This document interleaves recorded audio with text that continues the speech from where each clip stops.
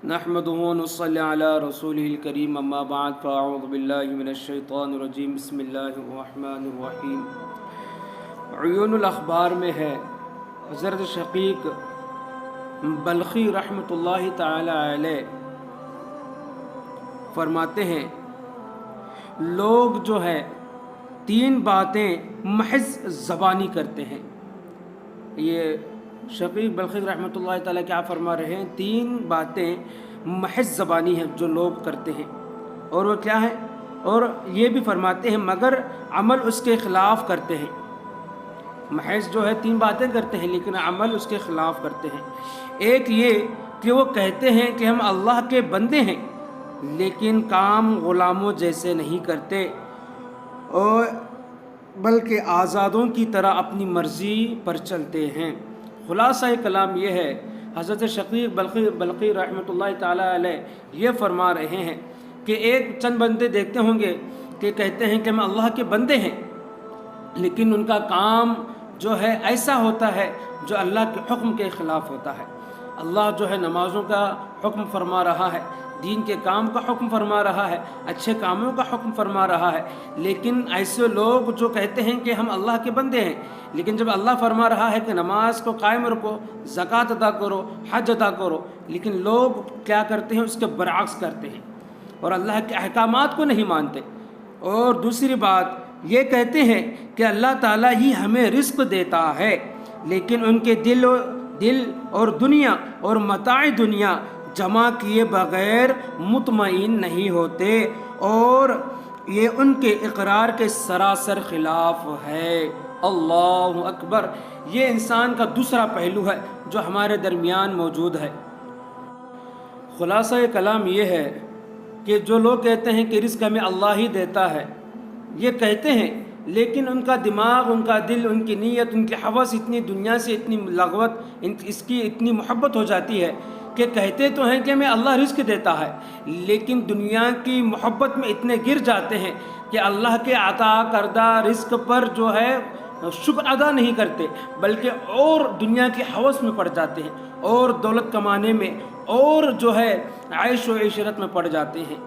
دوسرا فرمان حضرت شقیق رحمۃ اللہ تعالیٰ علیہ کا یہی ہے کہ کہتے ہیں کہ اللہ تعالیٰ ہی رزق دیتا ہے، لیکن ان کا دل، ان کی دنیا اور متاع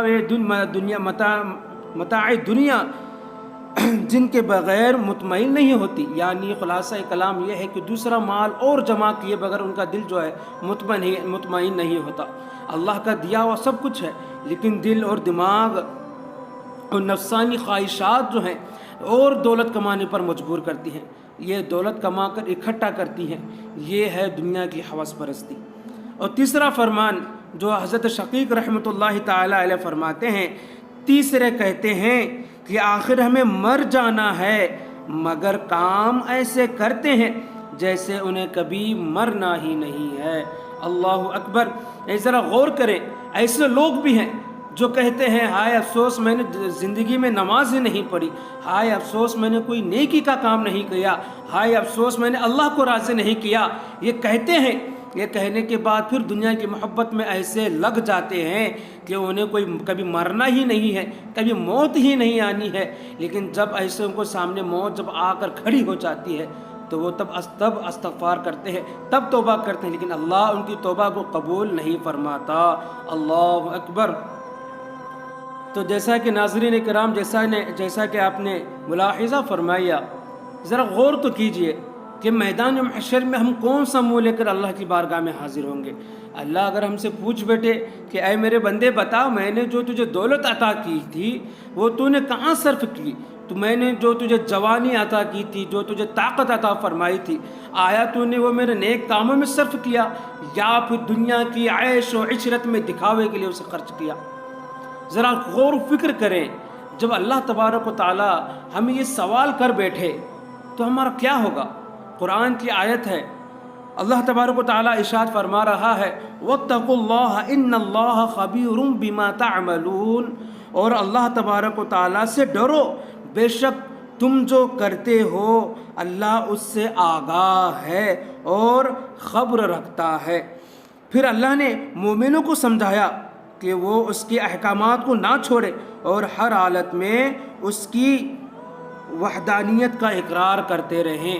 یہ بات غور و فکر کی ہے کہ اللہ اگر ہم سے پوچھ بیٹھے کہ ہم نے جو اللہ نے ہم جو زندگی عطا فرمائی، جو حق و حلال کمانے کی طاقت بھی دی، لیکن ہم وہ دولت کمانے کے باوجود بھی ہمارا دماغ، ہمارا ذہن حرام کمائی کی طرف جاتا رہا، تو سوچیں اس وقت ہمارا کیا انجام ہوگا؟ اس وقت ٹھکانہ ہمارا جہنم ہی ہوگا۔